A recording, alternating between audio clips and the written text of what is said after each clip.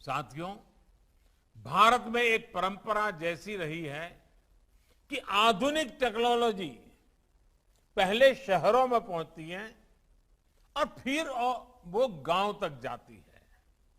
लेकिन आज देश ने इस परंपरा को बदलने का काम किया है।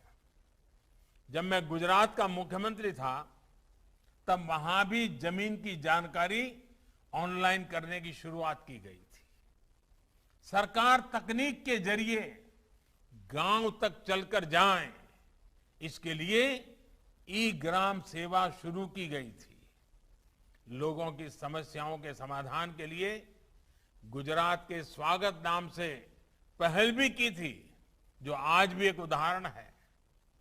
वो भी उसी मंत्र पर चलते हुए आज देश ये सुनिश्चित कर रहा है कि स्वामित्व योजना और ड्रोन टेक्नोलॉजी की ताकत से पहले भारत के गांवों को समृद्ध किया जाए। ड्रोन टेक्नोलॉजी कम से कम समय में मुश्किल से मुश्किल काम सटीक तरीके से कर सकते हैं। ड्रोन वहां भी आसानी से आ जा सकता है जहां इंसान नहीं जा सकता।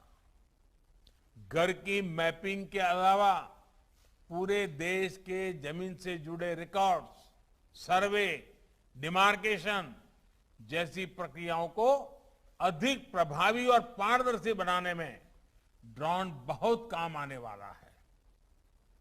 मैपिंग से लेकर डिजास्टर मैनेजमेंट, खेती के काम और सर्विस डिलीवरी में ड्रोन का उपयोग अब व्यापक होगा। आपने देखा होगा टीवी पे, अखबार में, 2 दिन पहले ही मणिपुर में ड्रोन से ऐसे क्षेत्रों तक कोरोना के टीके तेजी से पहुंचाए गए जहां इंसानों को पहुंचने में बहुत देर लगती है।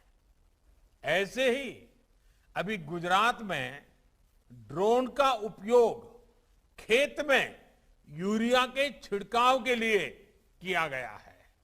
भाइयों और बहनों, ड्रोन टेक्नोलॉजी से किसानों को, मरीजों को, दूर दराज के क्षेत्रों को ज्यादा से ज्यादा लाभ मिले, इसके लिए हाल ही में अनेक नीतिगत निर्णय लिए गए हैं।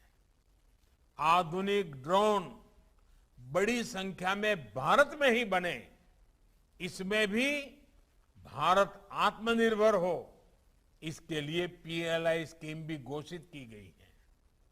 आज मैं इस अवसर देश के परिश्रमी वैज्ञानिकों, इंजीनियरों, सॉफ्टवेयर डेवलपर्स और स्टार्टअप से जुड़े युवाओं को कहूंगा कि भारत में कम कीमत वाले अच्छी क्वालिटी के ड्रोन्स के निर्माण के लिए आगे आए।